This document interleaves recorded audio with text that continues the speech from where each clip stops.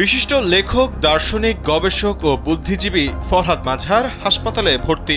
বর্তমানে তিনি রাজধানীর শহীদ সোহরাওয়ার্দী মেডিকেল কলেজ হাসপাতালের মেডিসিন বিভাগে ভর্তি আছেন। শুক্রবার দুপুরে বেসরকারি সংস্থা উন্নয়ন বিকল্পের নীতি নির্ধারণী গবেষণার পরিচালক সীমা দাস শিমু গণমাধ্যমকে এ তথ্য জানিয়েছেন।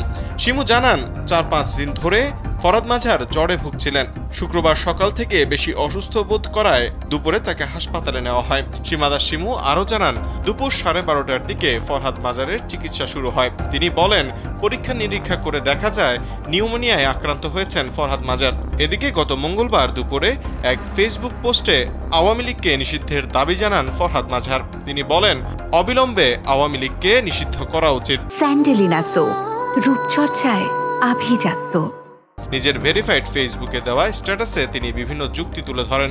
দেশ গঠনে সবার ইতিবাচক ভূমিকা নিশ্চিত করার আহ্বান জানিয়েছেন এই বুদ্ধিজীবী। স্ট্যাটাসে ফরহাদ মাজহার লেখেন, অনেকে রাজনৈতিক দল হিসেবে আওয়ামী লীগের ভবিষ্যৎ নিয়ে কথা বলতে চাইছেন। রাজনৈতিক দল নিষিদ্ধ করার উদাহরণ বাংলাদেশে রয়েছে। অতএব আওয়ামী লীগকে নিষিদ্ধ করার পক্ষে বিস্তর যুক্তি দেওয়া সম্ভব। আওয়ামী লীগকে ফ্যাসিস্ট দল হিসেবে অবিলম্বে নিষিদ্ধ করার পক্ষে বেশ কিছু গুরুত্বপূর্ণ যুক্তি রয়েছে।